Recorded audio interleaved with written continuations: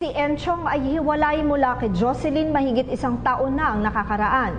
Mayroon silang anak na kasama ang mga in-laws ni Enchong dahil sa lumipad si Jocelyn patungong Singapore mula nang sila'y maghiwalay.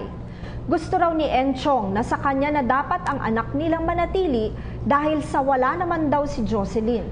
Kaya lamang ay hindi mabisita ang anak niya at hindi niya magawa dahil ayaw ipakita sa kanya ng kanyang mother-in-law ang kanilang anak.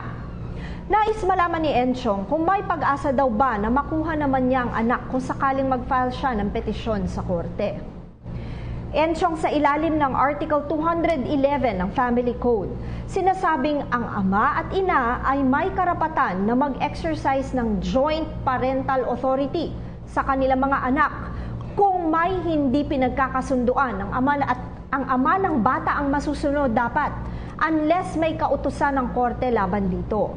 Sa Article 212 naman, sinasabing kung patay na ang isang magulang ng bata, ang surviving na magulang ang siyang may karapatan sa bata. Since buhay na buhay ka naman, Enchong, at wala namang katibayan na wala kang kakayahan na maging isang magulang at hindi ka naman disqualified, malaki ang tsansa na dinggin ang petisyon mo para sa custody ng inyong anak. Tandaan, ang aming opinyon ay limitado lamang sa mga impormasyong inyong ibinigay sa amin at maaari itong mag-iba, depende pa sa karagdagang detalye.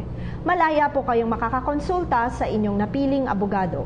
Patuloy po kayong mag-email sa newscenterptv4@gmail.com. Attorney JJ Jimeno Atienza, ang inyong bisig ng batas. Si Cathy San Gabriel, subscribe na sa PTV YouTube channel. I-click lang po ang subscribe button.